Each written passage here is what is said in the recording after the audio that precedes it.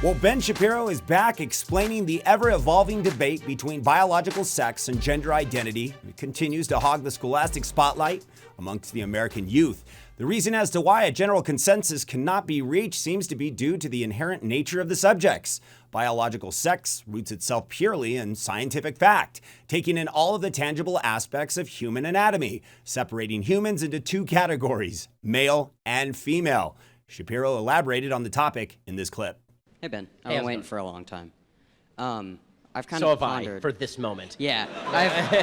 I've kind of pondered how to ask this, but how does your view of transgender issues work when scientific anti-realism as a concept exists?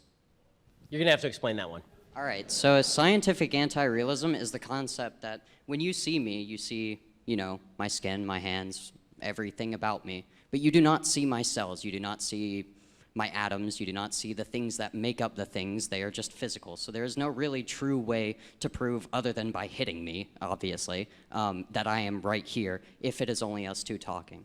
So therefore, this would apply to any gendering things, including intersex, which can have an XX or XY chromosome and have androgen or estrogen insensitivity.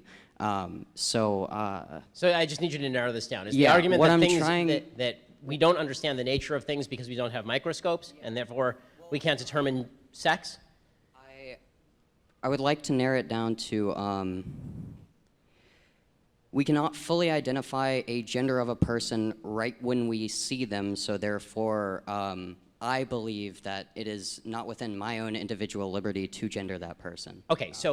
Here's my problem with that particular argument. The answer is that in 99.8%, 99.9% of cases, you absolutely can gender somebody based on looking at them.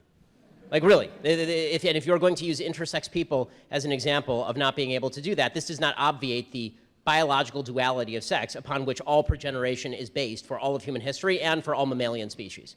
So intersex people do not invalidate the concept of sex as a generality. Intersex people are people who have a biological anomaly. And by the way, in most cases of intersex, those people still manifest as either a male or a female. So the idea that intersex exists does not invalidate the idea that there is a male and that there is a female, or that in nearly all cases, I can tell the difference between a male and a female. Again, I'm not saying, by the way, that if you can show me your chromosomal charts that you are actually not a male, when I say that you're a male, that I should stick with that biological objective standard. Like my perception of you, in other words, is subject to my correct enunciation of an objective standard. So the objective standard, here's the deal. For all of human history, there was an objective standard between male and female. It was, for nearly all of human history, out of partial ignorance and partially because this is usually true, it was out of simply looking at people's genitals and assessing them based on their outward appearance, right? Which is still true for nearly all human beings on planet Earth at all times. Okay. What was that? You can't really describe someone without secondary sex characteristics and gender them into something. Well, I mean, you can based on primary sex characteristics if you can see their genitals. Doctors do this literally at birth all the time.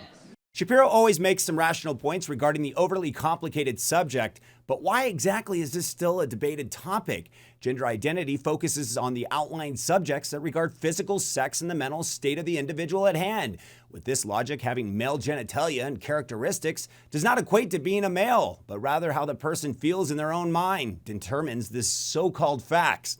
Right. So this is but your point is correct. If somebody was male dressed as a female and I misgendered them and then they said, oh, look, I'm male, zip, right, then I would say correct. And then correct, I would say for all of human history, you're a male. Now the standard is chromosomal, right? It's the SRNY gene and all of this. There is some objective standard, in other words, by which we can determine sex. The problem I have with the transgender argument is that people are arguing that there is no objective standard, that no objective standard exists by which I can determine sex. And in fact, sex is completely subjective. I can determine my own gender based on no biology and, in fact, in abeyance of biology. I can have every single biological characteristic of a male, and if I say I am female, then I am female. This is anti-scientific nonsense. Yes, Caitlyn Jenner had every biological characteristic of a male. There is no evidence whatsoever that Caitlyn Jenner was a female, because Caitlyn Jenner was an Olympic athlete as a male with all of the chromosomes and all of the junk and all of it. right? That is it. That is a biological male. And then we are supposed to believe that Caitlyn Jenner is a female. Listen, I'm happy to call Caitlyn Jenner Caitlyn because people can legally change their name. If I were out to dinner with Caitlyn Jenner, I wouldn't go out of my way to say Caitlyn Jenner is a he because why would I want to have a bad dinner with somebody? But if I'm speaking in public with folks and I'm talking about the presence of sex, there is not a biologist worth their salt on planet Earth who would say that sex does not exist. Yeah, I agree. So if sex exists, then what are the characteristics of sex? And the problem with biological anti-realism or scientific anti-realism, as you're suggesting, is that there is no actual standard of sex, that it's completely malleable. Men competing with women, I never thought I'd live to see the day. Nevertheless, the debate continues to ravage on as major sporting organizations are pushed into accepting liberal politics into their field. Your winner by knockout, Alan Queen of Swords Hawks. How you feeling right now? I'm feeling excellent. That was sweet, huh? Did you like that? Yeah! And I want to tell everyone else, I'm coming in this tournament. Every woman in this tournament better look out. I'm freaking coming. Well, you heard it here, everybody. Fallon Fox coming for you in the ladies tournament, advancing to the next round. Let's give it up one more time for Fallon Fox!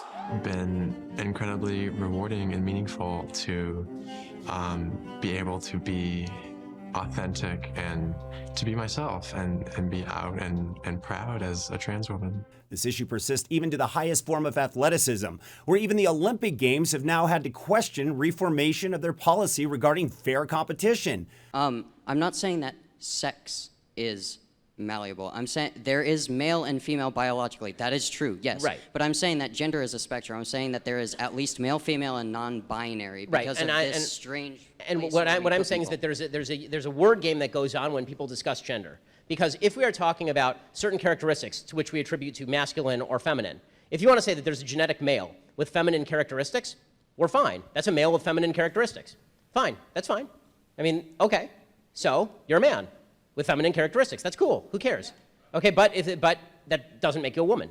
In other words, if you are going, what we are now doing is we're playing a semantic game where we say a male with feminine characteristics is a woman. That's nonsense. Or a woman with male characteristics, masculine characteristics, is a man. That's nonsense too.